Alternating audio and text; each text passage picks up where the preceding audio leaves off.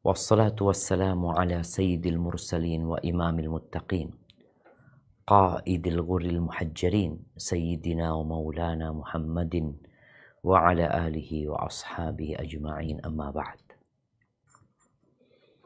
Ahibati fillah, sepertinya ana tidak akan panjang lebar menjelaskan tentang hal ini, karena temanya tentang suara hati wanita yang kita perlu dengar. Apa sih sebenarnya yang ada di dalam hati mereka? Apa yang mereka inginkan? Apa yang mereka cari dalam kehidupan ini? Kita hidup di masa adanya pendakwah-pendakwah yang mengajak para wanita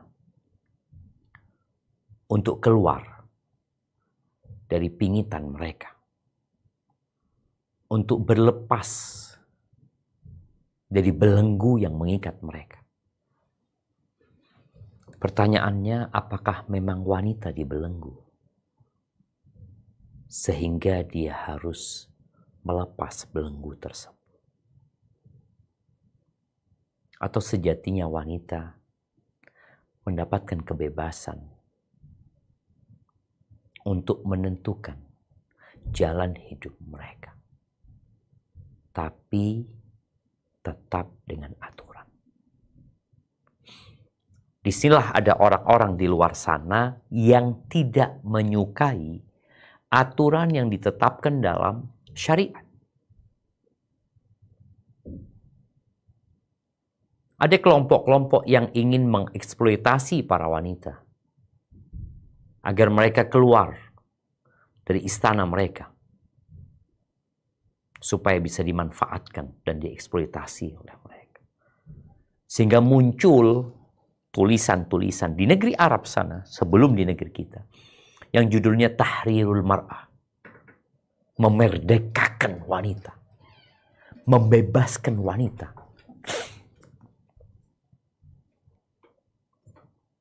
Padahal sebenarnya tujuan mereka adalah memanfaatkan wanita. Ahibati fillah, iya, yang perlu kita ketahui bersama bahwa manusia yang pertama kali Allah ciptakan adalah seorang laki-laki yang bernama Adam. Allah letakkan Adam di surga. Ternyata Adam kesepian. Padahal dia berada di tengah-tengah segala kelezatan, kenikmatan, dan kenyamanan di surga. Ternyata laki-laki nggak bisa hidup tanpa wanita. Wa khalaqa minha zawjaha liyaskuna ilaiha. Allah ciptakan pasangannya agar condong dan merasakan damai serta bahagia dengan ketentraman dan kedamaian dia kepada istrinya. Kisah awal ini harus senantiasa kita ingat bahwa ternyata wanita hadir. Allah ciptakan untuk bersama-sama mengabdi kepada Allah Azza wa Jalla. Dan laki-laki nggak bisa sendirian. Dia butuh pendamping. Dan subhanallah, ketika tugas laki-laki dan wanita sama-sama mengabdi kepada Allah, namun ternyata mereka saling melengkapi. Wanita pun nggak bisa hidup ketika dia sendirian. Dia membutuhkan pelindung. Sehingga kalau kita lihat di masa sekarang ini, di mana ada usaha agar wanita-wanita tidak menikah, ya cukup dia mencari pasangan sesama wanita. Dan ada usaha laki-laki juga seperti itu. Ketahuilah hidup ini gak lama. Mana yang lebih utama, laki-laki atau wanita? Apa kata Allah di surat Al-Hujurat ayat 13? Kita akan baca ayat ini. Tafadhal.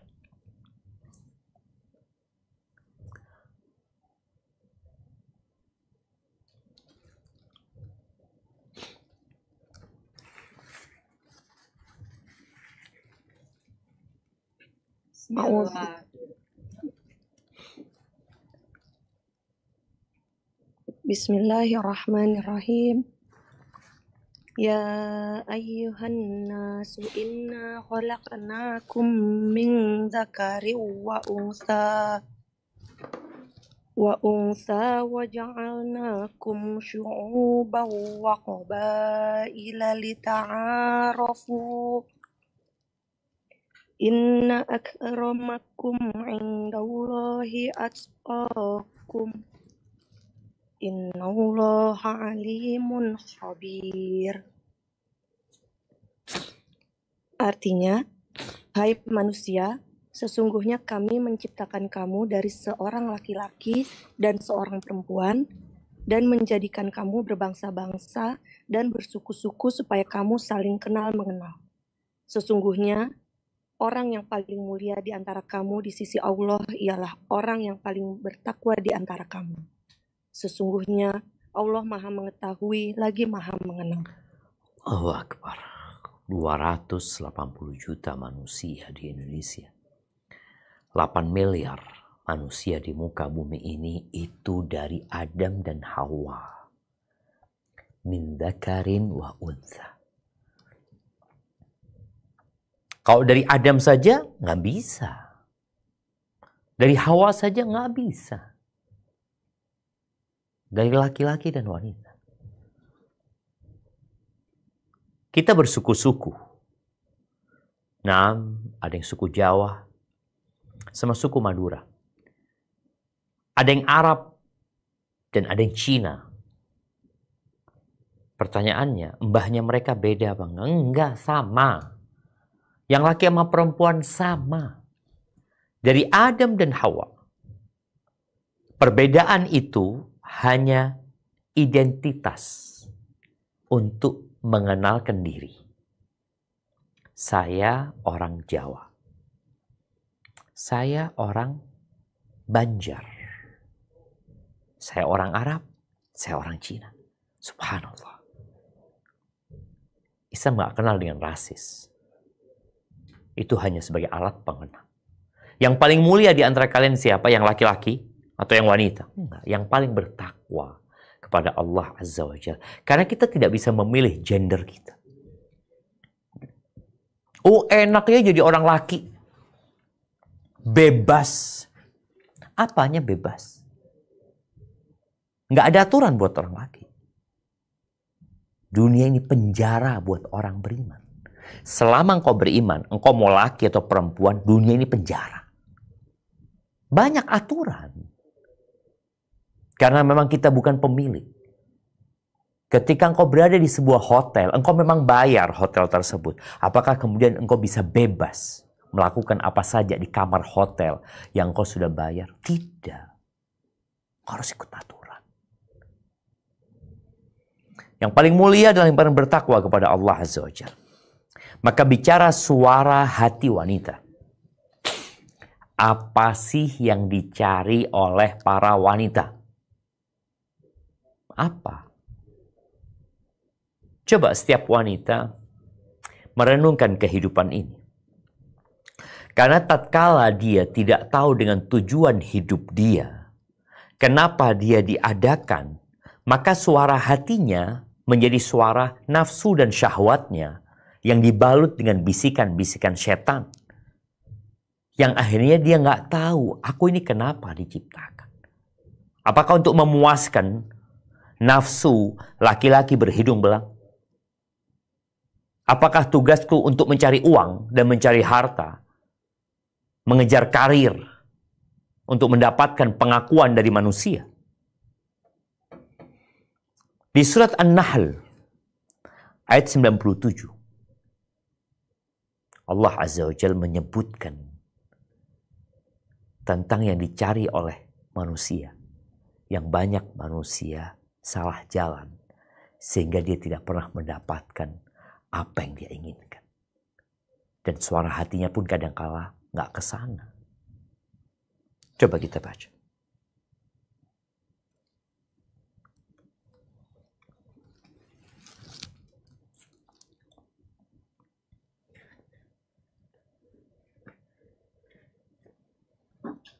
Bismillahirrahmanirrahim. Man amila sholihan min zakarin aw unsa wa huwa mu'minun falanuhyiyannahu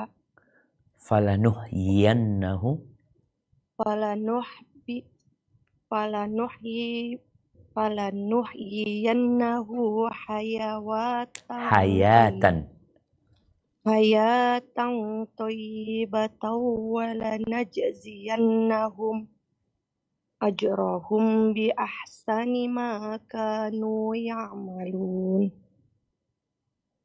Artinya, barang siapa yang mengerjakan amal soleh, baik laki-laki maupun perempuan dalam keadaan beriman, maka sesungguhnya akan kami berikan kepadanya kehidupan yang baik, dan sesungguhnya akan kami beri balasan kepada mereka dengan pahala yang lebih baik dari apa yang telah mereka kerjakan. Allahu Akbar. Engkau ingin kebahagiaan? Ya, siapa yang tidak ingin bahagia? Laki-laki dan wanita sama. Wanita sebagai seorang ibu ingin bahagia. Wanita sebagai seorang istri ingin bahagia. Wanita sebagai seorang anak ingin bahagia. Wanita sebagai seorang janda, dia ingin bahagia. Wanita sebagai seorang kakak, sebagai seorang adik, sebagai seorang bibi. Apapun status sosial dia ingin bahagia. Dia ingin menikmati hidup yang sebentar ini. Dan dia ingin bahagia bukan hanya di sini. Ternyata syaratnya ya nggak repot sih. Yang pertama iman. Iman kepada apa? Rukun iman. Kau beriman kepada Allah. Kau setiap pagi mengatakan raditu billahi rabbah. Di sore pun kau mengatakan itu. Kau beriman dengan malaikat-malaikat Allah Azza wa Jalla. Kau beriman dengan kitab-kitab yang Allah turunkan. Engkau beriman dengan rasul-rasul yang Allah utus. Engkau beriman dengan hari akhir. Dan engkau beriman dengan takdir baik dan buruk. Ini syarat utama. Engkau punya iman. Engkau beramal soleh. Karena ada orang yang beramal soleh tapi gak beriman. Ini orang baik banget Ustaz. Ini perempuan baik sekali. Suka membantu orang lain. Jangan ditanya. Berapa banyak yang sudah dia gelontorkan untuk membantu orang-orang miskin. Nah, tapi dia harus beriman. Maka Allah akan berikan penghidupan yang baik. Bahagia tuh wanita. Mau jadi istri, mau jadi janda, mau jadi menantu, mau jadi mertua. Dan kelak Allah akan berikan balasan yang lebih baik dari apa yang mereka kerjakan. Taib ahibati fillah, kita tahu semua laki-laki dan wanita nggak sama. Mereka diciptakan untuk saling melengkapi. Tapi terkadang ada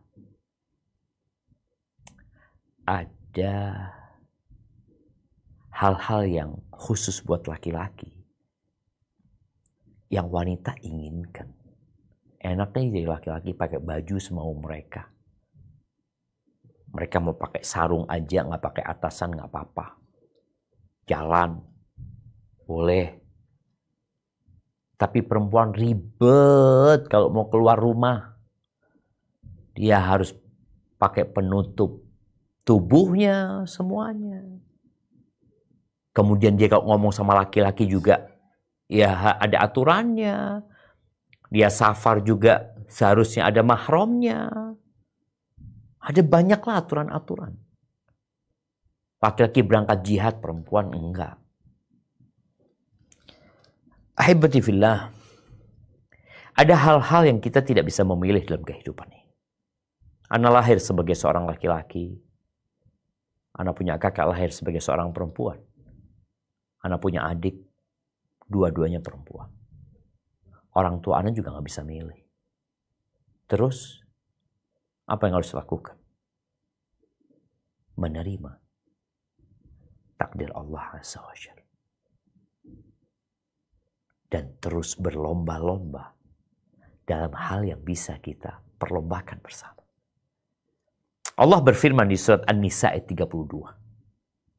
Menjelaskan bahwa setiap orang itu jangan membandingkan dirinya sama orang lain. Sehingga dia jadi hasud dan iri. Bagaimana anak buah yang iri sama atasannya? Kenapa ya? Bosku kok dikasih kaya, aku dikasih miskin. Kenapa ya? Dia cantik, aku nggak cantik. Taib, kita akan baca. Tafadhal.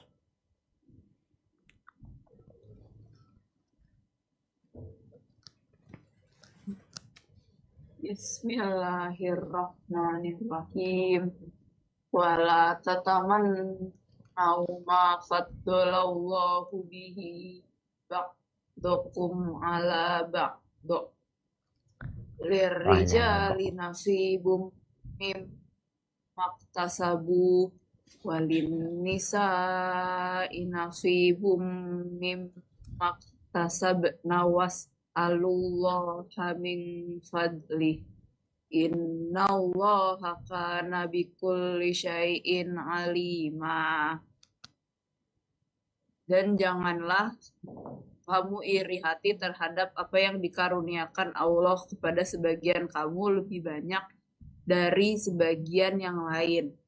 Karena bagi orang laki-laki ada bagian daripada apa yang mereka usahakan. Dan bagi para wanita pun ada bagian dari apa yang mereka usahakan. Dan mohonlah kepada Allah sebagian dari karunia-Nya. Sesungguhnya Allah Maha mengetahui segala sesuatu.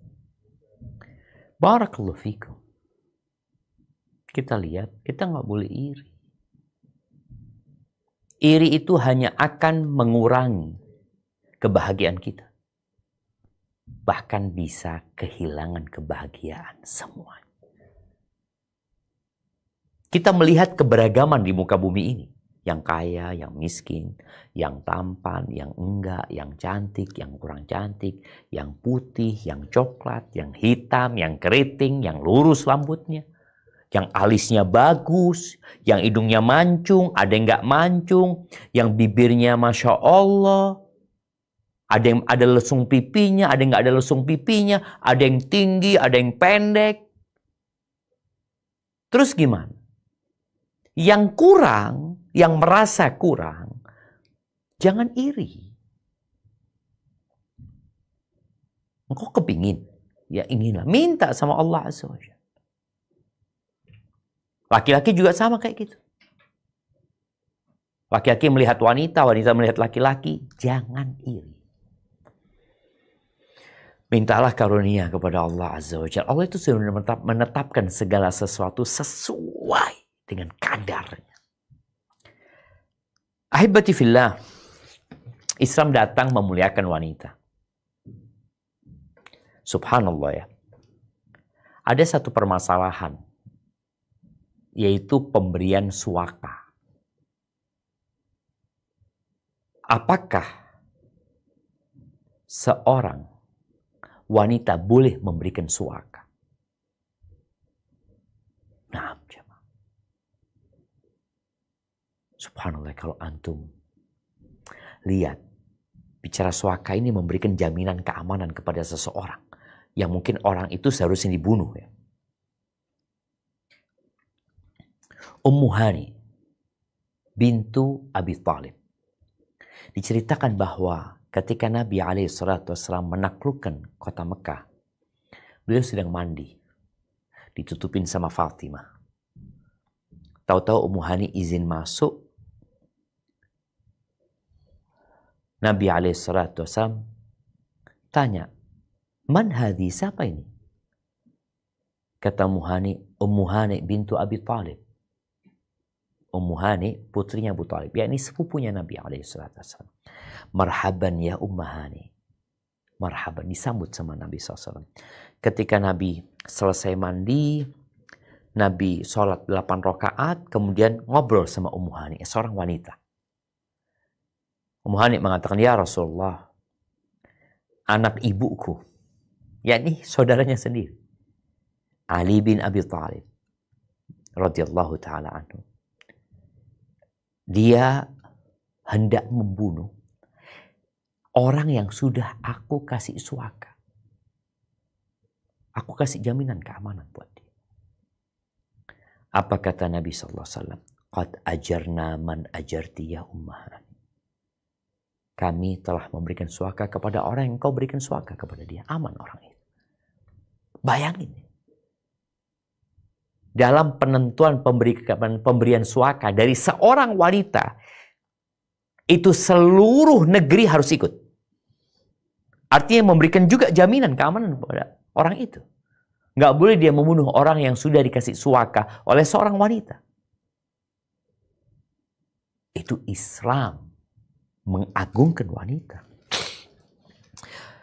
Kita tahu ayat yang pertama kali turun adalah Iqra.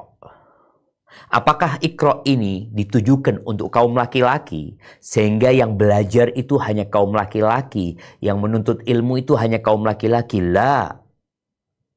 Talabul ilmi faridatun ala kulli muslim.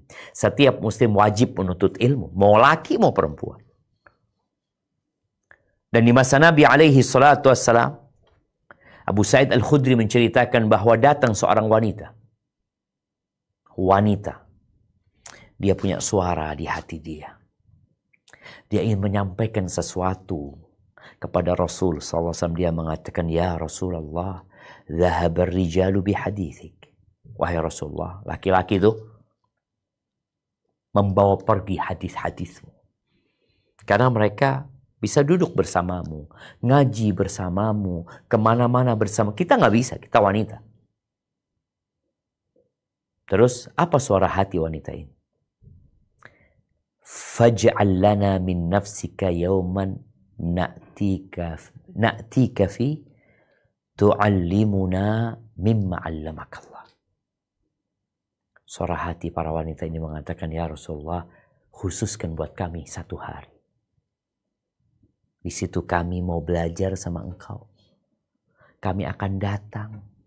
Engkau ajarkan kepada kami dari ilmu yang Allah ajarkan kepada. Nih. Tapi ternyata tidak semua wanita punya suara ini. Suara di mana dia punya keinginan untuk mengenal Tuhannya. Suara hati di mana dia ingin tahu bagaimana cara melewati sirat yang berada di atas neraka jahanam. Suara hati yang penuh gelora yang menginginkan dia benar-benar bisa bersama nabinya kelak di surga Allah Azza wa Jalla. Sedangkan banyak suara hati wanita sekarang, dia ingin ketemu sama dia artis-artis, sama pemain-pemain. Itu suara hati. Ini wanita, dia punya suara hati ya, dia punya keinginan. Maka dia minta sama Nabi SAW, dan Allah melindungi keinginan dia. Maka apa kata Nabi SAW? Ijtami'na yaum kada wa kada. Kumpullah di hari ini, ditentukan di rumahnya fulana. Maka di situ Nabi SAW datang memberikan pengajaran kepada wanita. Karena mereka juga memerlukan ilmu. Dan di antara yang Nabi sampaikan SAW, ma min kunna min imra'atin. Tidak ada satupun wanita di antara kalian tuqaddimu thalathatan minal walad, yang dia mempersembahkan 3 anak, illa kanu laha hijaban minan nar, melainkan anak-anak itu akan menjadi hijab yang menyelamatkan orang tuanya dari api neraka. Seorang wanita mengatakan, gimana kalau anaknya cuma 2? Kata Nabi SAW, 2 juga. Ahibati fillah, Rasulullah Sallallahu Alaihi Wasallam menerima usulan dari wanita. Ini menunjukkan wanita itu juga punya ilmu. Wanita itu boleh jadi pendapatnya dia tepat, menepati kebenaran. Ada hadis yang berbunyi, syawiruhunna wa khalifuhunna. Kalian bermusyawarah dengan para wanita, tapi selisihi pendapat mereka. Dan hadis ini tidak sahih. Ketika kejadian Hudaybiyah, Rasulullah SAW memerintahkan kepada para sahabat untuk menyembelih hewan kurban mereka, kemudian bertahallul. Satu pun gak ada yang bergerak. 1.400 orang itu semua diam. Mereka syok. Nabi masuk ke tendanya, alaihi salatu wassalam. Di situ beliau berjumpa dengan Ummu Salamah, istrinya. Lalu Ummu Salamah memberikan ide kepada Nabi SAW. Engkau ingin mereka melakukan itu ya Rasulullah? Iya, kata Nabi SAW. Keluarlah engkau ya Rasulullah. Gak usah ngomong dengan satu pun dari mereka. Engkau sembelih kurbanmu. Kemudian engkau panggil tukang cukurmu. Sudah. Itu Nabi keluar dari tendanya, menjalankan usulan istrinya. Dilihat sama orang-orang. Kemudian Nabi memotong kurbannya, Nabi potong rambutnya. Akhirnya orang-orang itu semua mengikuti Nabi alaihissalatu wassalam. Ahibati fillah, kita sering mendengar bahwasanya wanita itu menunggu lelaki yang melamarnya. Wanita itu nggak punya pilihan untuk menetapkan siapa pasangan hidup dia. Kata siapa? Dalam agama kita, nggak boleh orang tua memaksa anaknya, anak perempuannya, menikahi seorang laki-laki yang dia tidak sukai. Nggak boleh. Walaupun nanti tetap yang menikahkan adalah walinya. Nggak bisa perempuan dalam Islam menikahkan dirinya, ketemu dengan laki-laki di jalan, ketemu di kampus, ketemu di tempat kerja, lalu di ruangan tertutup, dia ngobrol sama orang itu, engkau mau nikah sama aku? Iya, aku terima pernikahan. Nggak boleh. Loh kenapa Ustaz? Kalau laki-laki kok boleh dia menikah tanpa wali? Nggak boleh. Karena Allah sayang sama engkau para wanita. Engkau mudah digoda dengan ucapan-ucapan yang manis. Dengan rayuan-rayuan gombal oleh buaya-buaya darat. Oleh serigala-serigala berbulu domba. Maka yang menikahkan engkau wali. Tapi wali gak boleh maksa engkau. Engkau punya usulan. Enggak, aku gak mau sama dia. Kata Nabi alaihi salatu wassalam, al-ayyimu ahaqqu binafsiha min waliyiha. Seorang janda itu lebih berhak dengan dirinya daripada walinya. Artinya janda tuh bisa milih, aku mau nikah sama fulan. Ngomong sama orang tuanya, aku mau sama fulan. Maka di sini para orang tua harus sadar ketika dia punya anak janda dan anak janda itu minta dinikahkan dengan fulan dan kau sudah memberikan penjelasan tentang fulan, nikahkan. Itu janda. Bagaimana dengan gadis? Boleh dipaksa? Enggak juga. Cuma bedanya, wal bikru tusta'dzan fi nafsiha wa idnuha sumatuha. Dan seorang gadis itu diminta izinnya. Engkau bapak nikahkan ya sama fulan. Karena pernikahan itu nggak harus hadir tuh anak perempuan. Yang hadir harus dia menantunya yang mau dinikahkan. Terus bagaimana gadis diminta izinnya dengan dia diam? Diamnya seorang wanita, gadis, ketika ditanya tentang maukah dia menikah dengan fulan, itu sebagai bentuk izin dari dia. Soalnya kalau dia nggak mau, dia akan ngomong di sini. Bukan cuma suara hati. Lisannya pun berbicara mengatakan, enggak, aku nggak mau. Iya, jangan. Oh, anak durhaka, nggak nurut sama orang tuanya. Yang mau nikah siapa? Yang mau menjalin kehidupan siapa? Dia kan. Enggak, dia enggak durhaka. Karena dia punya hak untuk menolak. Di masa Nabi SAW datang seorang pemudi. Dia mengatakan, Inna abi zawajani ibna akhihi liyarfa'a bi khasisatahu. Ya Rasulullah, bapakku menikahkan aku dengan keponakannya, sepupunya dia, untuk mengangkat kehinaan dia dengan aku, dengan menikahkan aku sama dia. Faja'al al-amra ilaiha. Dipanggil orang tuanya, dikasih tahu sama Nabi SAW untuk tidak memaksa putri-putrinya. Dan terserah kepada perempuan ini, engkau mau lanjutkan, enggak, sudah. Batalkan pernikahannya. Punya hak perempuan. Padahal sudah terjadi akad. Tetap dia punya hak untuk membatalkan pernikahan itu. Ketika dia nggak mau. Ahibati fillah, wanita juga punya hak cerai. Tapi dia bukan menceraikan dirinya. Dia boleh mengatakan, aku nggak mau sama fulan. Aku nggak bisa hidup sama fulan. Tapi ada alasannya. Tapi kalau dia memutuskan untuk gugat cerai, untuk khulu suaminya, sedangkan tidak ada alasan yang sesuai syariat, bahaya buat dia. Di sini, wanita boleh melepas dirinya dari genggaman suaminya dengan khulu, tapi ada aturannya. Supaya perempuan-perempuan ini sekali lagi tidak dimanfaatkan oleh iblis atau oleh tadi laki-laki ya yang menginginkan perempuan ini lalu digodain agar dia gugat cerai sama suaminya. Nggak boleh. Harus ada alasannya. Tapi dia punya hak. Ahibati fillah, berkaitan dengan hartanya. Apakah seorang wanita harus membelanjakan hartanya itu dengan izin walinya? Dengan izin suaminya? Jumhur ulama berpendapat enggak.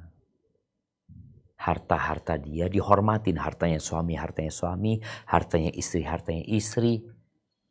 Seorang istri yang maharnya belum lengkap dari suaminya, dia mau halalkan, dia halalkan.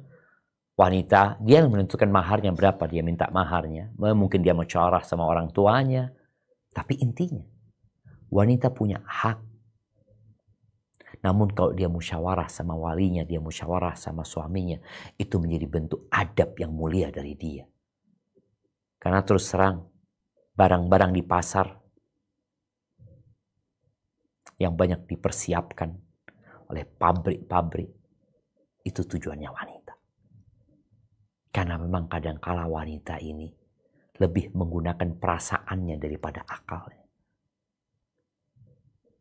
Maka baguslah kalau perempuan itu musyawarah ketika dia hendak membeli sesuatu. Tapi kalau dia hendak bersedekah, membantu orang lain, silahkan. Kemudian yang terakhir, wanita itu boleh nggak bekerja? Ya, Islam memuliakan wanita sebagai seorang ibu. Di mana anak-anaknya wajib berbakti sama ibunya. Di mana kalau ibunya nggak mampu, anak-anak hendaklah memberikan nafkah kepada ibunya. Sebagai seorang istri, ya, wanita punya hak nafkah, sandang, pangan, papan. Laki-laki harus bekerja. Dan kau kalau mau menikah, kau harus punya kemampuan untuk memberikan nafkah kepada istri. Tapi perempuan boleh nggak bekerja? Hukum asalnya, lebih baik wanita itu di rumah. Apa kata Allah Azza wa Jalla di surat Al-Ahzab ayat 33. Coba kita baca.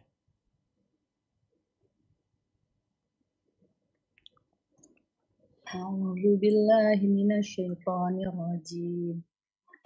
Wa qurna fi buyutikunna wa la tabarrajna tabarrujal jahiliyatil ula. Coba baca dari pertama. Dari awal. Wa qarna fi buyutikunna wa la tabarrajna tabarrujal jahiliyatil ula. وأقمنا الصلاة وآتينا الزكاة وأطعنا الله ورسوله إنما يريد الله ليذهب عنكم الرجس أهل البيت ويطهركم تطهيرا. Dan hendaklah kamu tetap di rumahmu dan janganlah kamu berhias dan bertingkah laku seperti orang-orang jahiliyah yang dahulu. Dan dirikanlah sholat, tunaikanlah zakat, dan taatilah Allah dan Rasul-Nya. Sesungguhnya Allah bermaksud hendak menghilangkan dosa dari kamu. Hai Ahlul Bait, dan membersihkan kamu sebersih-bersihnya. Barakallahu fiik. Perempuan itu lebih diutamakan di rumah. Kita udah pernah bahas hal itu. Tapi kalau dia harus keluar, ya silahkan. Namun jangan tabarruj seperti orang jahiliyah. Kenapa? Kembali kita ini di penjara. Kita punya aturan yang harus kita ikuti. Kita disuruh taat sama Allah dan Rasul. Ya, di surat Al-Qasas ayat 23 ada cerita tentang dua wanita yang keluar rumahnya bekerja. Bekerja dua wanita ini. Tapi dia bekerja bukan karena itu suara hati wanita. Bukan. Kita ini jemaah, kadangkala karena melihat fulana, perempuan-perempuan yang menjadi public figure, yang kita beranggapan mereka adalah sosok wanita yang hebat, mereka adalah sosok wanita yang pemberani, mereka adalah sosok wanita yang sukses, kemudian muncul suara hati ingin seperti mereka. Apakah benar mereka adalah wanita-wanita yang layak untuk dijadikan contoh? Atau engkau salah? Dua perempuan ini yang memberi minum domba-domba mereka. Dia cerita, kami ini gak bisa ngasih minum kecuali laki-laki udah pergi semuanya. Dia menjaga kehormatan dirinya. Dan kami melakukan ini bukan karena ambisi kami, tapi karena bapak kami sudah tua. Ada alasan. Barakallahu fiik. Rasa itu cukup sebagai muqaddimah. Kita akan mendengar suara hati para wanita. Tafadhali. Jazakallah khair wa barakallahu fiik Ustaz. Masya Allah memang banyak juga pertanyaan yang masuk Ustaz ke panitia gitu Ustaz. Saya buka dengan pertanyaan pertama Ustaz. Tafadhali. Assalamualaikum warahmatullahi wabarakatuh. Ustaz, saya sudah berumur 32 tahun dan sampai saat ini saya belum berhasil menjalin hubungan sampai ke jenjang pernikahan. Mulai dari waktu dulu dengan model pacaran hingga akhirnya saya hijrah dan ta'aruf selalu gagal. Saya merasa tidak paham bagaimana berkomunikasi dengan pria. Apakah karena saya dari kecil tidak pernah bertemu ayah? Saya bingung. Terlalu terbuka salah, tapi kalau tidak banyak cerita juga disalahin. Calon saya selalu bilang mereka tidak bisa mengerti saya. Tolong bantu Ustadz, saya lama-lama jadi makin takut untuk memulai hubungan baru, khawatir gagal dan kecewa lagi Ustadz. Barakallahu fiik. Pertanyaannya, kenapa engkau nikah? Apa sebenarnya tujuanmu menjalin hubungan itu? Kenapa ini penting? Innamal a'malu binniyat wa innamal likulli imri'in ma nawa. Amalan itu tergantung niatnya. Dan orang akan mendapatkan apa yang dia niatkan. Maka hendaklah mulai saat ini engkau perbaiki niatmu untuk menikah. Itu yang pertama. Berapa banyak niat yang besar yang kemudian Allah berikan kemudahan, padahal dia cuma niat. Engkau niat menjalin rumah tangga umpamanya, aku ingin menuju kepada Allah Azza wa Jalla. Aku ingin punya anak-anak yang soleh dan soleha. Aku ingin berjuang bersama suami. ketika niat itu sudah engkau tetapkan, maka yang kedua, engkau akan tetapkan siapa yang dapat bersamamu mewujudkan niat itu. Engkau nggak salah pilih laki-laki. Yang ketiga, dengan umur yang sudah di atas 30, maka engkau juga harus tahu kriteria laki-laki yang mungkin mau menerimamu. Taib Ustaz, anu sudah tahu diri. Tapi caranya gimana? Apakah caranya dengan dia menjalin hubungan, mencari laki-laki? Bukan. Boleh jadi ketika engkau tahu ada laki-laki yang soleh. Tadi dikatakan engkau nggak punya ayah sejak kecil. Engkau boleh ngomong dengan kawanmu yang sudah bersuami agar dia menyampaikan kepada suaminya bahwa engkau siap untuk menjadi istrinya fulan. Dan disinilah kawanmu yang perempuan ngomong sama suaminya. Dan dia nanti ngobrol sama laki-laki tersebut. Boleh menawarkan diri? Boleh. Bagaimana Umar bin Khattab menawarkan putrinya, ayo siapa yang mau menikah sama putriku? Tawarkan ke Utsman, tawarkan ke Abu Bakar. Ditawarkan jemaah. Radhiyallahu ta'ala anhu. Maka di sini hendaklah engkau juga mempersiapkan diri, memperbaiki diri. Engkau punya kekurangan. Carilah laki-laki yang dapat melengkapi kekurangan. Dan Rasul SAW menyebutkan kriterianya, akhlaknya, dan agamanya engkau ridhoi. Dan doa. Terus berdoa. Syuaib ya. Tadi cerita Nabi Musa. Bagaimana dia punya 2 putri nggak nikah-nikah. Allah kirimkan Nabi Musa dari Mesir menuju ke Madian untuk menjadi suami putrinya.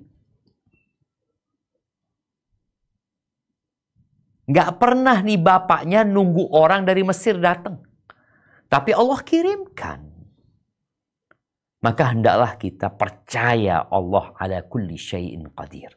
Dan jangan bergantung dengan manusia. Aku sudah minta tolong sama fulan. Aku sudah ngomong sama fulan. Udah semua yang Ustadz sampaikan sudah aku jalankan.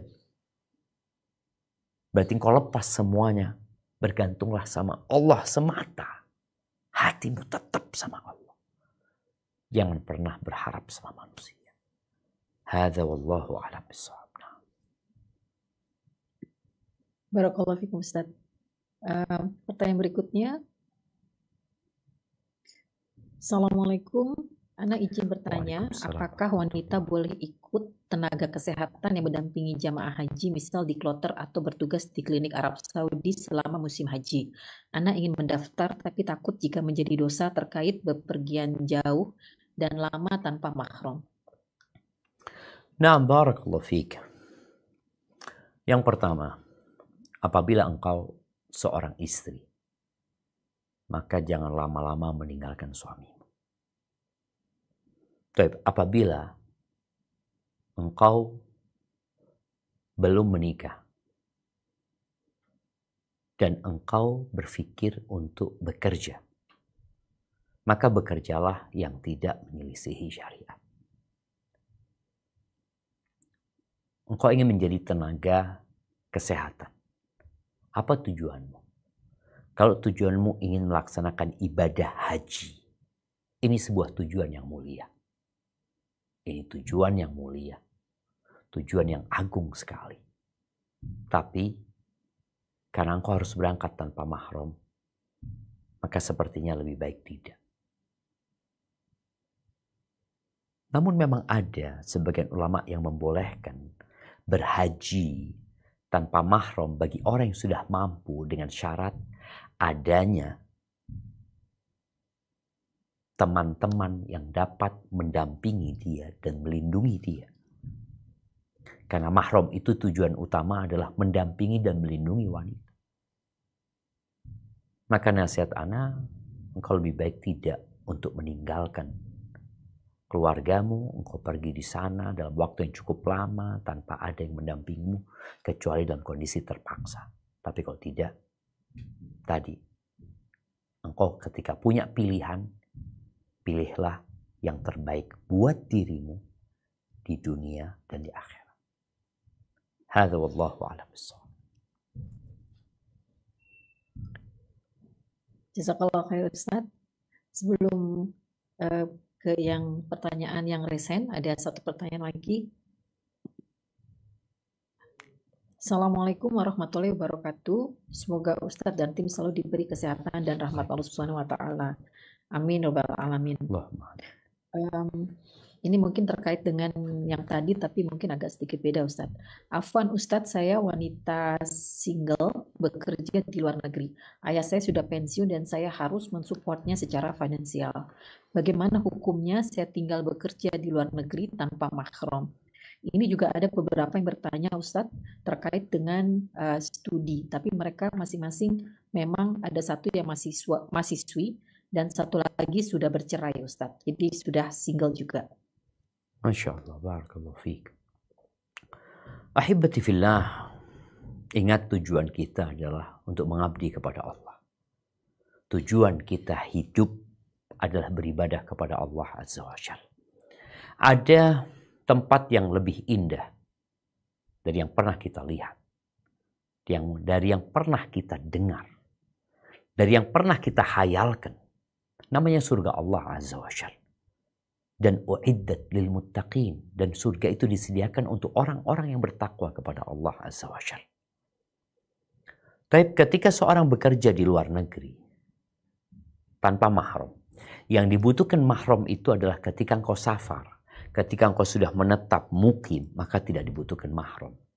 Seperti seorang dari Jember yang dia kerja di Jakarta, setelah sampai Jakarta dia nggak butuh mahram karena dia sudah mukim di tempat itu. Namun ketika engkau harus kerja di luar negeri, berangkatnya engkau tanpa mahram, padahal lapangan pekerjaan masih ada di negeri kita yang bisa engkau kerjakan. Maka kita akan dihisap sama Allah Subhanahu wa taala. Kenapa engkau harus ke tempat itu? Apa sih tujuannya sebenarnya? Kita sedih ya, ketika banyak TKW yang dikirimkan ke luar negeri. Seakan-akan negeri kita tidak mampu untuk membukakan lapangan pekerjaan buat mereka. Yang terkadang tujuan mereka ke luar negeri itu bukan terpaksa, tapi karena memang ingin punya rumah, ingin lebih baik hidupnya, karena melihat fulanah enak, kemudian dia pergi meninggalkan negerinya. Maka hendaklah dia bermuhasabah. Kalau masih ada di tempat kita. Dan masih banyak sebenarnya. Tapi kadang-kala kita itu putus asa. Kita itu hanya berharap kepada makhluk dan lupa sama Allah Azza wa Jalla. Adapun tadi ketika seorang harus menjadi mahasiswi di luar negeri, apalagi di negerinya orang-orang yang tidak beriman,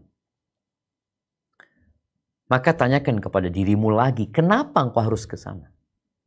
Apakah memang ilmu itu tidak ada kecuali di tempat itu? Atau memang engkau dibutuhkan untuk belajar di tempat itu agar engkau pulang bisa memberikan kontribusi kepada umat? Sehingga bisa dipikirkan ini kebutuhan. Atau engkau berangkat ke sana hanya karena keinginan, bukan karena kebutuhan. Maka di sini hendaklah kita sering-sering bermuhasabah. Apakah yang aku lakukan benar ya? Apa sih tujuanku sebenarnya?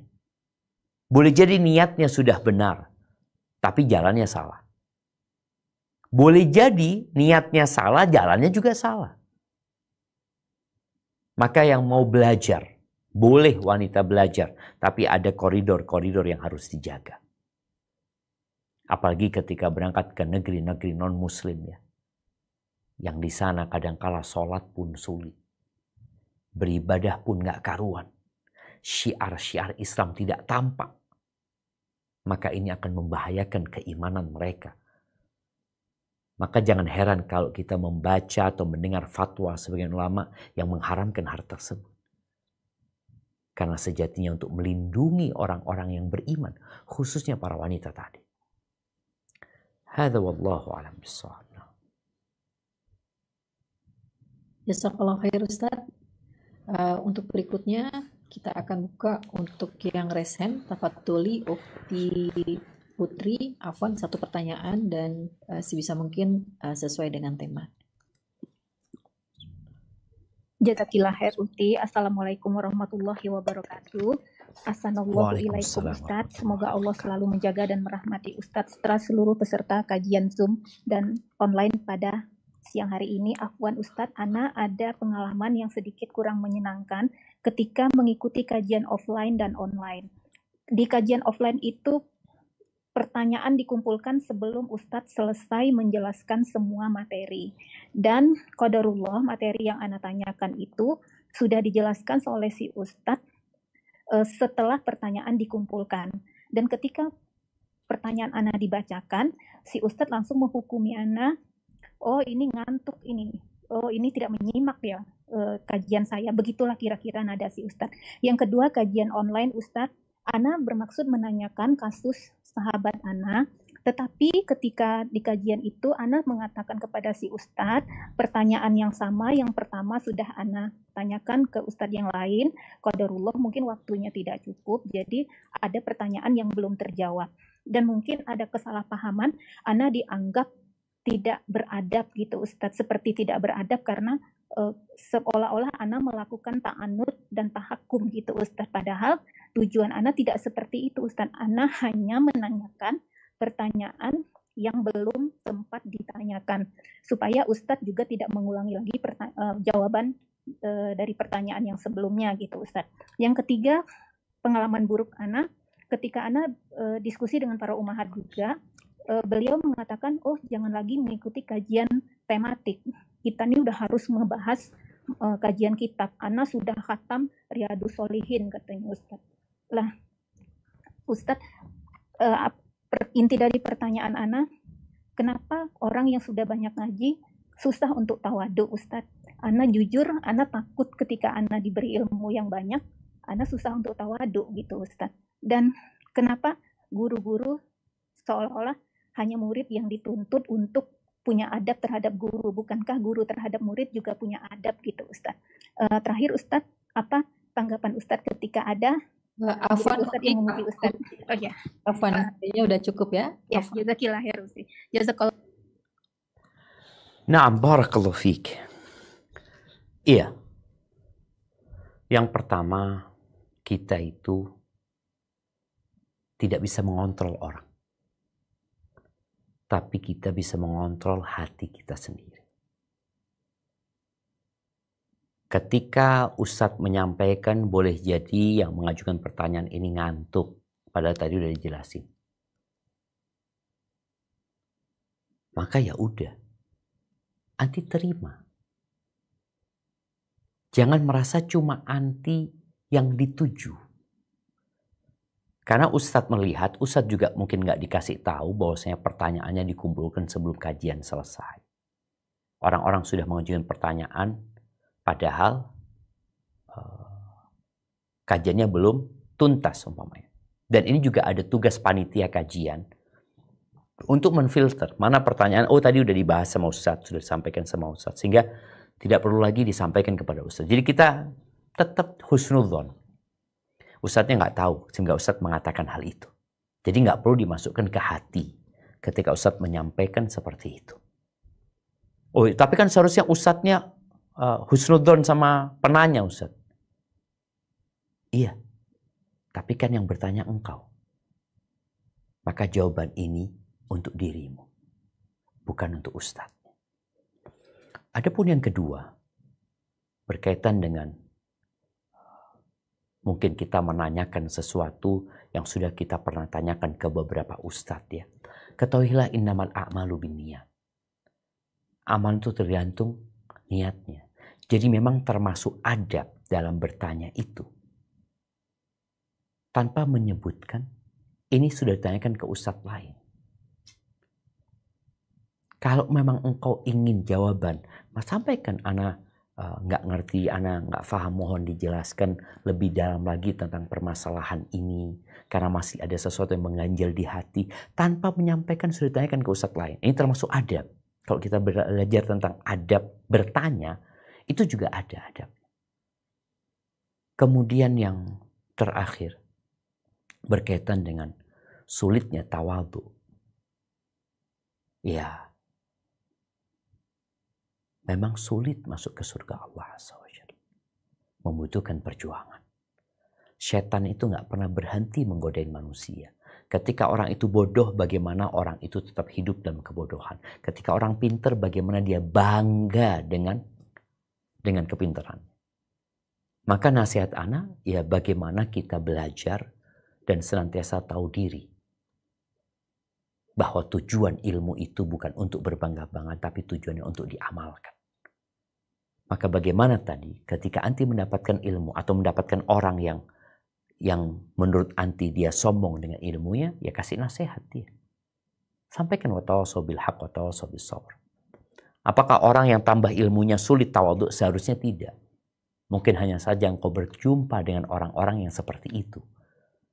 Dan di situ ada tugas buat dirimu untuk memberikan nasihat kepada mereka. Bukan akhirnya engkau malas belajar karena takut kalau semakin banyak ilmu jadi sombong. Seharusnya semakin berilmu itu semakin tawadhu. Hadza wallahu a'lam bissawab. Nah. Jazakallah khair Ustaz. Kita buka lagi pertanyaan berikutnya. Afwan Ukti, satu pertanyaan aja.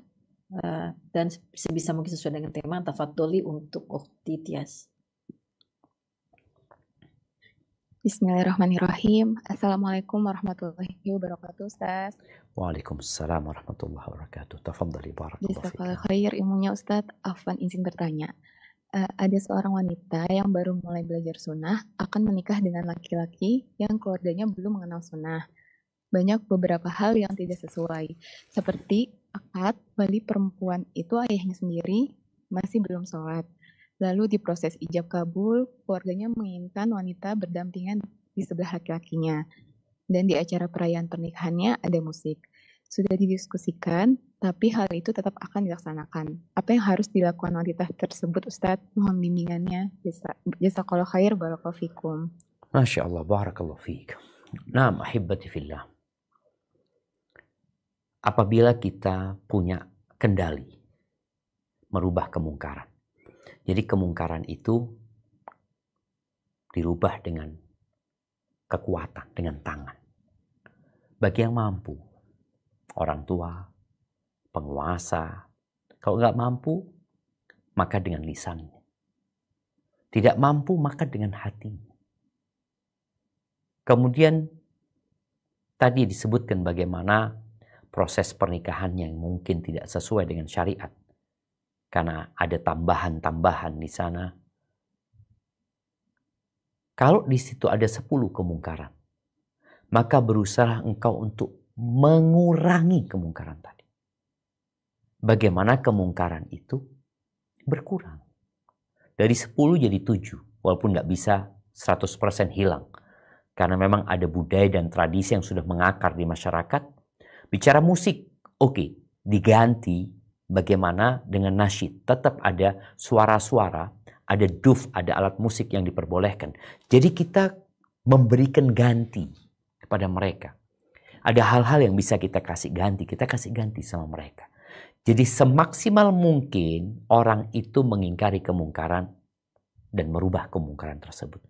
Setelah itu serahkan sama Allah Azza wa Jalla. Namun ini berkaitan dengan calonnya. Jadi kalau calonnya sudah faham tentang sunnah Nabi SAW, calonnya mau belajar agama, semoga perjalanan hidupmu diberkahin sama Allah Azza wa Jalla. Walaupun masalahnya bukan di calonnya, tapi masalahnya di mertua nih. Karena kadang-kadang gitu. Nih anak-anak udah pada ngaji, tapi orang tuanya belum ngaji. Akhirnya orang tuanya yang mengadakan acara, sang anak pun tidak dilibatkan. Maka anak-anak hendaklah berusaha untuk mengurangi kemungkaran kalau tidak bisa menghilangkannya sama sekali. Hadza wallahu a'lam bissawab. Jazakallah khair Ustadz. Pertanyaan berikutnya Ustadz. Nah, Ini banyak yang bertanya Ustadz, saya bacakan satu aja Ustadz. Assalamualaikum warahmatullahi wabarakatuh. waalaikumsalam. Afwan Ustadz, izin bertanya. Sebagai wanita sangat lemah di perasaan. Amalan apakah agar bisa tidak terlalu terbawa perasaan saat suami ingin berniat berpoligami? Jujur Ana merasa berat menghadapi jika terjadi. Beberapa pertanyaan juga menanyakan, bolehkah istri menolak untuk dipoligami karena suami belum bagus ibadah wajibnya dan bahkan cenderung tidak adil? Barakallahu fiik. Jemaah, ketika bicara poligami, syariat ini ditetapkan oleh Sang Pencipta langit dan bumi. Syariat ini syariat yang bersyarat, di mana seorang lelaki punya hak untuk poligami. Jadi setiap laki-laki itu punya hak 4 istri. Itu hak dia. Artinya kalau dia mau ambil, tafadhol.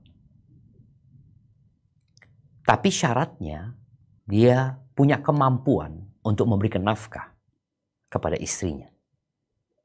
Ini syarat mampu memberikan nafkah ini bukan poligami sebenarnya, tapi syarat menikah. Engkau mau menikah nggak mampu, kata Nabi SAW, puasa bukan nikah. Kalau engkau mampu nikah, itu kemampuan secara fisik, kemampuan untuk memberikan nafkah kepada istrinya, engkau nikah. Tapi kalau enggak, engkau puasa.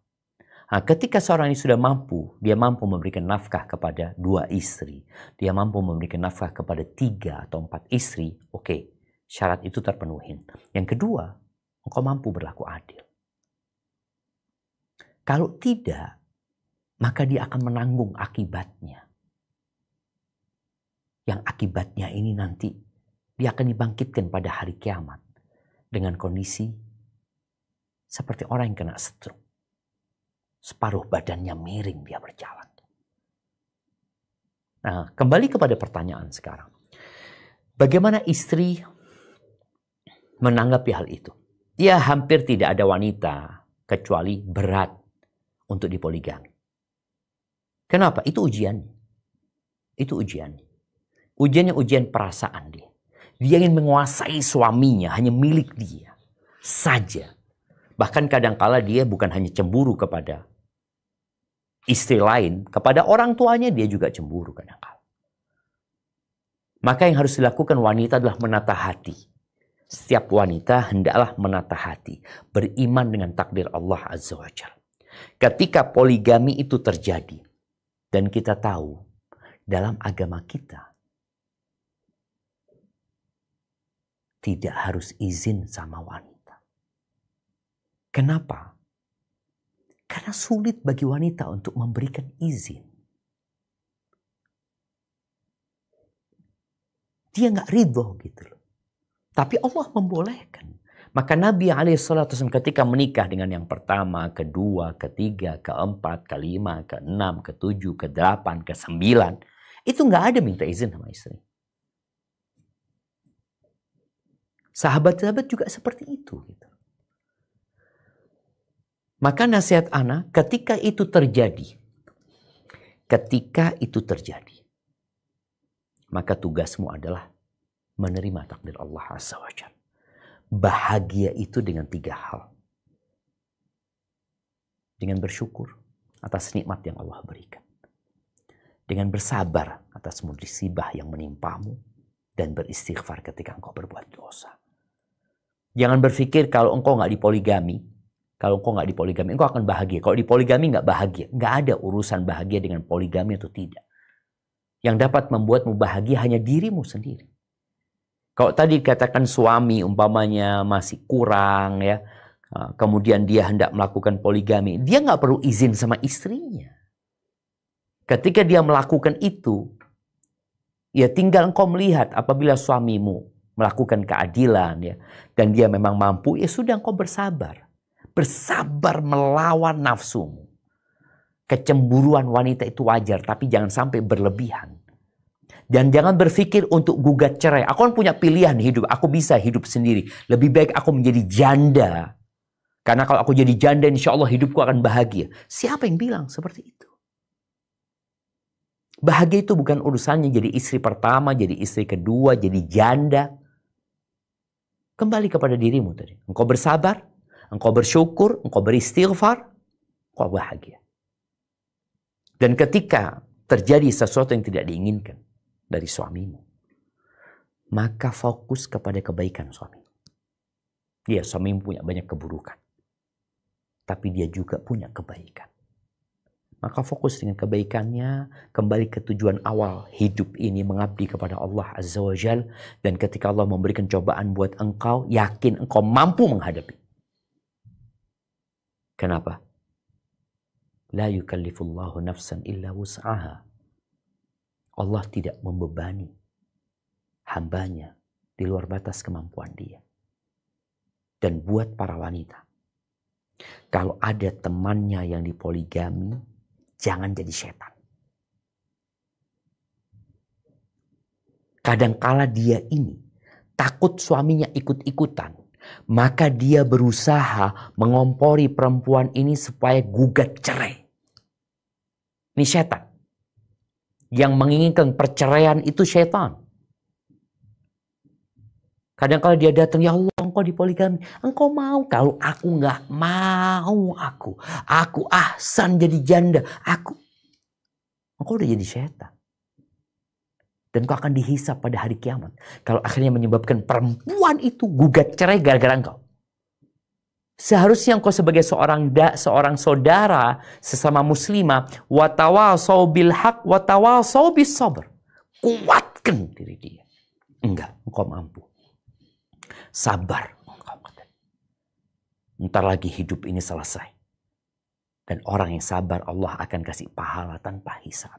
Beda tentunya jamaah. Seorang yang dipoligami dengan seorang yang tidak dipoligami. Kesabarannya berbeda.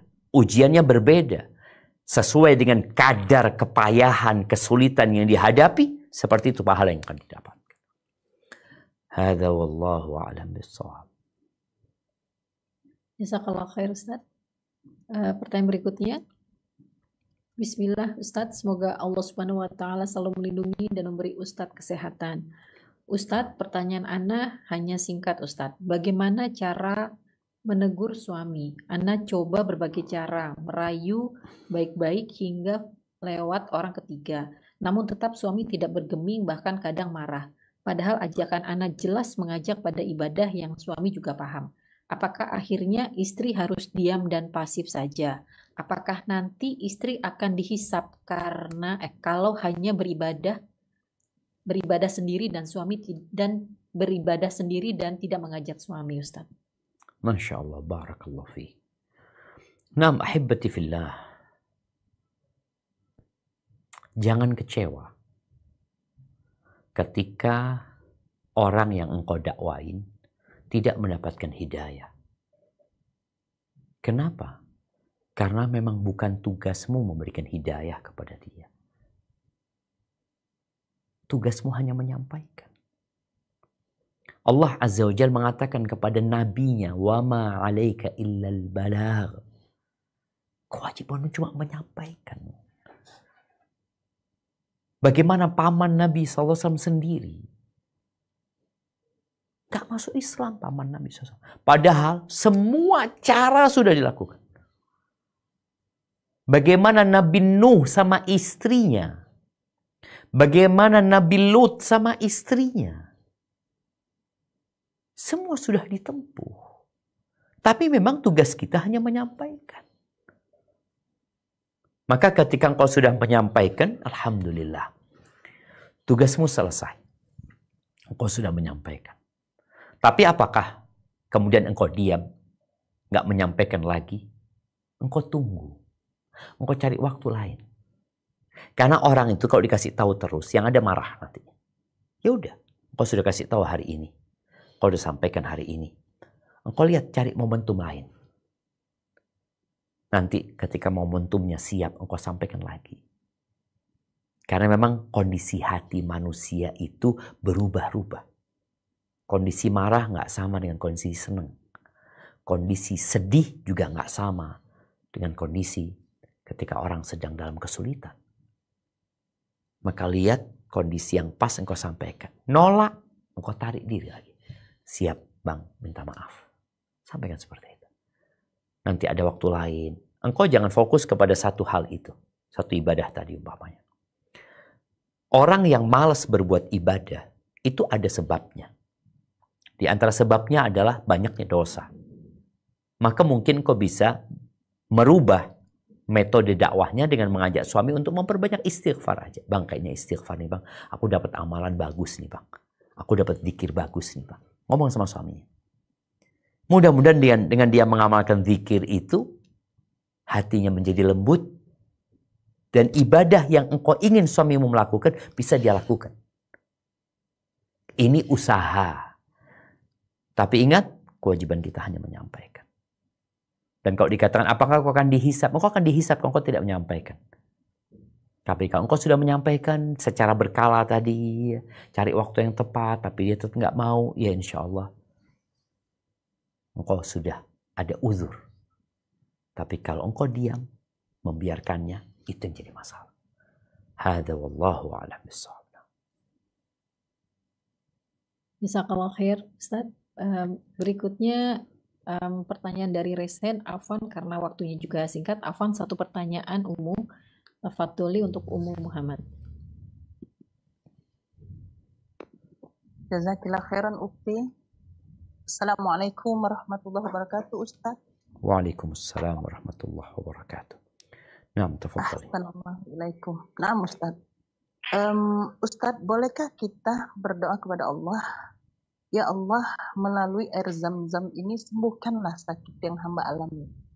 Atau ya Allah, melalui bacaan Al-Quran ini sembuhkanlah sakit yang hamba alami. Mohon penjelasannya Ustaz. Nah. Jazakumullahu khairan. Assalamualaikum warahmatullahi wabarakatuh.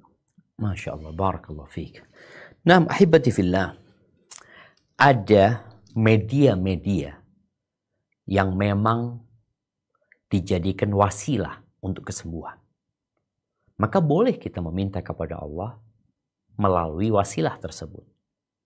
Salah satunya tadi dengan air zam-zam. Yang Nabi SAW mengatakan, ma'u zam-zam lima syuriba lahu. Air zam-zam ini tergantung niat meminumnya. Maka ketika engkau minum air zam-zam dengan meminta kesembuhan atas penyakitmu, semoga Allah kasih kesembuhan. Tadi juga dengan membaca Al-Quran yang merupakan syifa Al-Quran itu sendiri. Jadi Quran sendiri itu adalah syifa. Dan ketika engkau beramal soleh, membaca Al-Quran, kemudian engkau berharap Allah sembuhkan dengan bacaanmu, itu juga diperbolehkan. Karena kita tahu tawassul yang disyariatkan salah satunya adalah tawassul dengan amal soleh. Cuma nasihat ana, ketika engkau berdoa memohon kepada Allah, jangan hanya minta dunia. Ana ingat kisah Abdullah bin Mubarak ya, atau Fudail bin Iyad, lupa ana, ketika dia minum air zam-zam, kemudian dia mengatakan, guruku mengajarkan kepadaku dari gurunya, dari sahabat Nabi Jabir bin Abdullah, bahwa Nabi SAW mengatakan air zam-zam tergantung niat meminumnya. Lalu alim ulama ini mengatakan, fa inni ashrabuhu li dhama'i yaumil mahsyar. Ya Allah, aku minum ini ya Allah, agar aku tidak kehausan di padang mahsyar ya Allah. Maka jangan cuma minta dunia. Karena dunia akan kita tinggalkan, mintalah akhirat yang di situ kita akan kekal dan abadi. Hadza wallahu a'lam bissawab. Nah. Jazakallah khair Ustaz.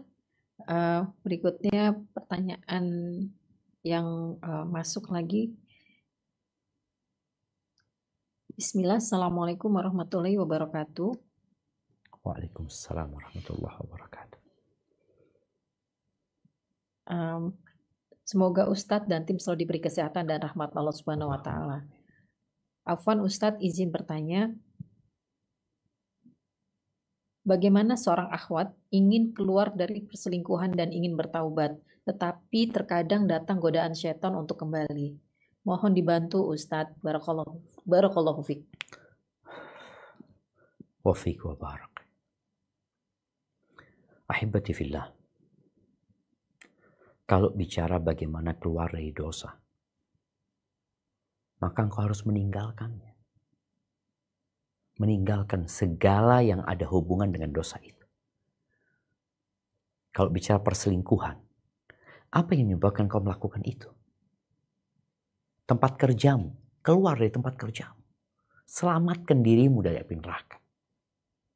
Kalau ternyata nomor handphonenya ada pada dirimu, buang nomor handphonenya. Blokir, buang HP-mu. Ganti HP yang baru.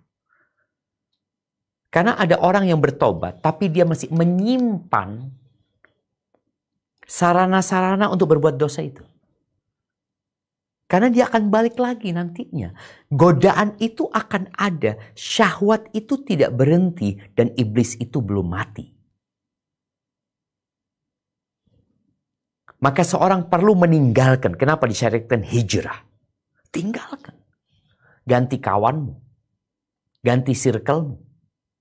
Engkau akan susah. Nah, ketahuilah bahwasanya kelezatan yang didapatkan dari hasil kemaksiatan itu hanya kelezatan semu, yang dibalik itu ada penderitaan. Maka kembalilah kepada Allah Azza wa Jalla. Dan kuatkan dirimu dengan membaca Al-Quran. Kuatkan dirimu dengan berzikir. Tapi syaratnya tadi engkau perlu meninggalkan tempat dan semua sarana yang menyebabkan engkau terjebak dalam dosa itu. Kalau enggak, engkau sudah bertobat, balik lagi nantinya. Apalagi sarana itu ada di hadapanmu, ada di sampingmu. Dan mereka mengajakmu untuk melakukan kemaksiatan. Nabi Yusuf alaihissalam ketika di dalam rumah itu berduaan dengan Imra'atul Aziz yang disebut namanya Zulaikha. Dan diajak sama perempuan itu. Apa yang dilakukan Nabi Yusuf? Lari Nabi Yusuf. Lari. Soalnya kalau dia tetap di tempat itu, ajakan nafsunya kuat. Dia perlu membantu dirinya dengan meninggalkan tempat itu. Dan lari Nabi Yusuf. Dikejar.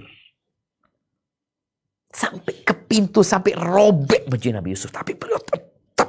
Itu yang harus kau lakukan. Selesai Nabi Yusuf sudah, selamat. Ternyata perempuan-perempuan itu gak berhenti.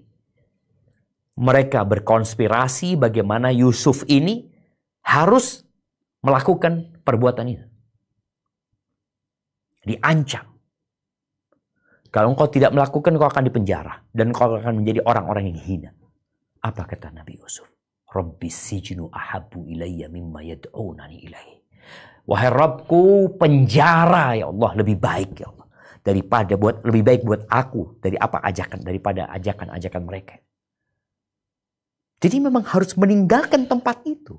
Nabi Yusuf akhirnya keluar dari rumah itu dan pindah ke penjara, hidup penuh kehinaan di penjara itu bertahun-tahun. Kita diciptakan untuk mengabdi kepada Allah Azza wa Jalla. Maka jangan pernah meremehkan dosa. Karena satu dosa membuat nokta hitam di hati. Dan boleh jadi nokta itu bertambah, kemudian hatimu menjadi tertutup. Bismillah.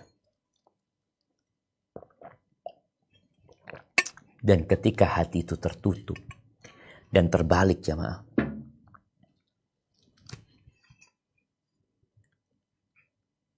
ya, nih kalau sudah kebalik kayak gini, engkau datangkan 50.000 liter air, gak akan masuk. Maka jangan sampai hatimu terbalik gara-gara dosamu. Hadza wallahu a'lam bissawab. Jazakallahu khair Ustaz. Berikutnya kita buka dari, masih ada waktu Ustaz? Siap insyaallah. Bismillah. Tafadholi Ummu Silvi. Satu pertanyaan.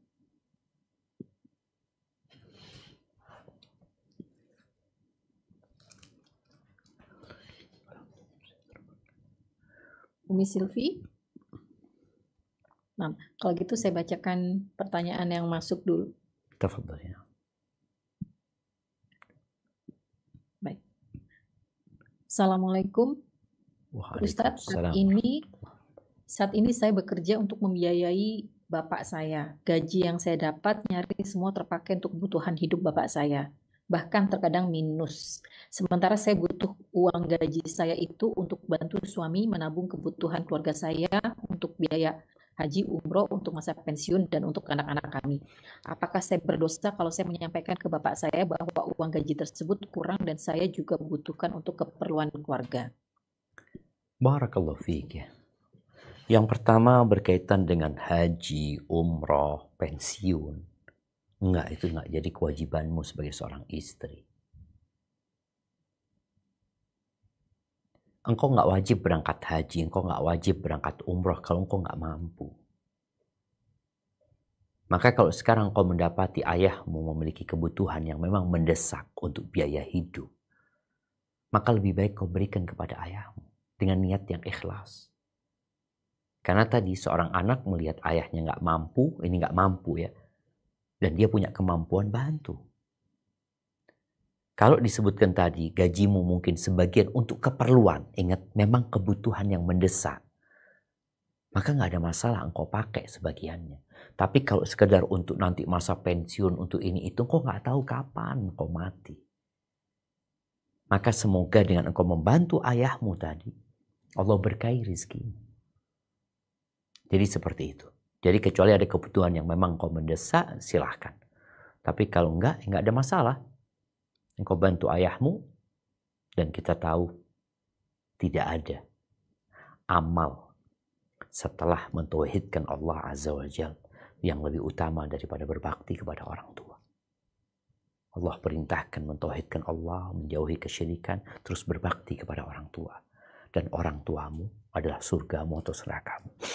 Dan kau punya penghasilan, engkau punya penghasilan. Beda ketika nggak punya penghasilan, ya nggak bisa bantu orang tua, minta maaf. Tapi engkau punya penghasilan dan kau bisa membantu. Semoga itu jadi jalan menuju surga Allah Azza wa Jalla. Barakallahu fiik. Mungkin kita ke pertanyaan terakhir. Tafadhali. Baik Ustadz. Ini ada beberapa yang serupa juga Ustadz. Assalamualaikum. Izin tanya, apabila 3 minggu lalu istri di KDRT dan anak hampir kena pukul minta cerai karena suami waktu marah juga mengatakan bagaimana kalau kita berpisah, dan karena musyawarah istri tertekan akhirnya kembali menetap di pernikahan tetapi masih ingin tetap bercerai di hatinya karena suami dan keluarganya memusuhi istri. Bagaimana menyikapi ini? Dan juga ada beberapa pertanyaan serupa Ustadz. Apakah dengan bahwa suami KDRT itu merupakan alasan yang cukup untuk meminta bercerai Ustadz? Masya Allah, barakallahu fiik ya. Ya kalau kita membahas hukum fikih, apakah boleh wanita gugat cerai suaminya gara-gara KDRT? Boleh. Tapi apakah itu solusi? Yang perlu ditanyakan kepada tadi penanya-penanya itu, kenapa suamimu sampai KDRT? Apa sebenarnya yang menyebabkan itu terjadi? Singa yang jahat dan kejam, buas. Itu bagaimana singa itu bisa nurut sama pelatihnya? Nurut singa itu. Kayak kucing. Padahal binatang itu binatang buas. Maka bagaimana wanita-wanita ini kok akhirnya suaminya jadi buas? Kok suaminya sampai melakukan tindakan-tindakan yang secara akal sehat gak baik itu? Kenapa dia sampai memukul? Kenapa dia sampai menendang? Tolong sebelum memutuskan untuk menggugat cerai, untuk berpisah, engkau tanyakan kepada dirimu. Boleh jadi engkau sebabnya. Oh enggak Ustaz, memang suami anak ini temperamen, memang. Oke, suamimu punya banyak keburukan. Suamimu seperti singa yang buas tadi. Kenapa engkau enggak jadi pelatih singa? Singa yang buas, singa yang liar, bisa tunduk. Dan nurut. Lihat singa sirkus itu. Bisa nurut. Maka nasihat anak, sebelum memutuskan cerai, engkau introspeksi diri. Engkau punya kemampuan sebenarnya menundukkan suamimu. Suamimu butuh sama engkau. Tapi kadang-kala engkau lupa diri. Boleh jadi ada hal-hal yang seharusnya tidak engkau lakukan. engkau lakukan. Boleh jadi suami marah, engkau ikut marah. Yang akhirnya KDRT terjadi. Kalau engkau diam, insya Allah suami akan diam. Kalau engkau datang minta maaf, semoga suamimu tunduk. Pelan-pelan lah. Jangan bermudah-mudahan menggugat cerai. Boleh jadi masalahnya di kita. Kalau masalahnya di suami, ya bismillah, engkau perbaiki. Dengan kelembutanmu, dengan kasih sayangmu, dengan pelukan dan dekapanmu, dengan penghormatanmu kepada suami, suamimu tidak lebih jahat daripada singa. Insya Allah dia bisa menjadi lebih baik lagi. Hadza wallahu alam bissawab. Itu yang dapat Anda sampaikan, kurang lebihnya mohon maaf. Semoga Allah membimbing kita untuk mengamalkan apa yang kita ketahui. Dan Allah menjadikan kita orang-orang yang ikhlas. Anda kembalikan ke moderator. Jazakillah khair. Wa jazakallahu khair.